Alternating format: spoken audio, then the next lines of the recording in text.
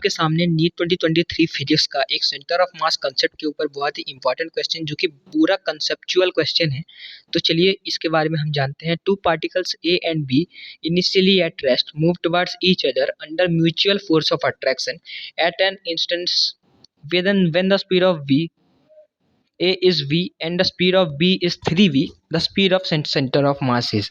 तो देखिए दोस्तों, आपको दो पार्टिकल दिए गए हैं a और b।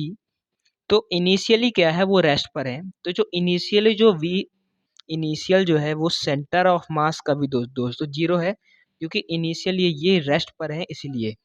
तो अब क्या है, थोड़ी देर बाद क्या होता है, थोड़ी देर बाद जो ए और बी हैं वो चलने लगते हैं।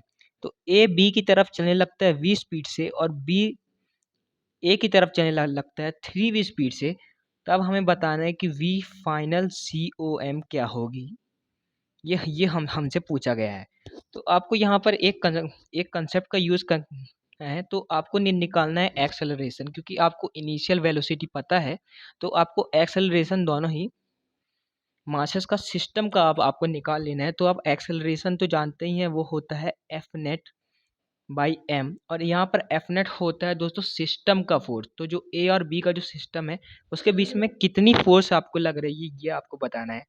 तो दोस्तों यहाँ पर किसी फोर्स एक्सटर्नल की बात नहीं की गई है।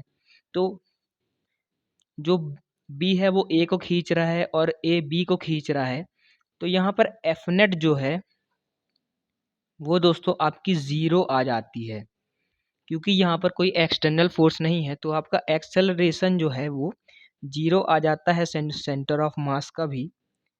तो सेंटर ऑफ मास का एक्सेलरेशन जीरो होने से हमें क्या पता चलता है, v जो है वो कांस्टेंट है और जो v फाइनल है वो v इनिशियल के इक्वल है।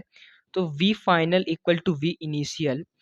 तो हमें क्या पता है, जो v इनिशियल है हमें पता है v initial equal to zero. तो v फाइनल भी क्या हो जाएगा, vi के वो इक्वल है, तो ये भी ज़ीरो हो जाएगा। तो v फाइनल हो जाएगा दोस्तों ज़ीरो। तो इसका सही आंसर हो जाएगा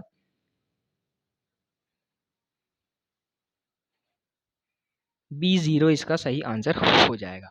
तो ये था एक बहुत ही important concept centre of mass को लेकर। आपको ये वीडियो कैसा लगा हमें कमेंट्स में जरूर बताएं, ताकि हम और ऐसे वीडियोस आपके लिए लेकर आएं। Thank you, subscribe for more.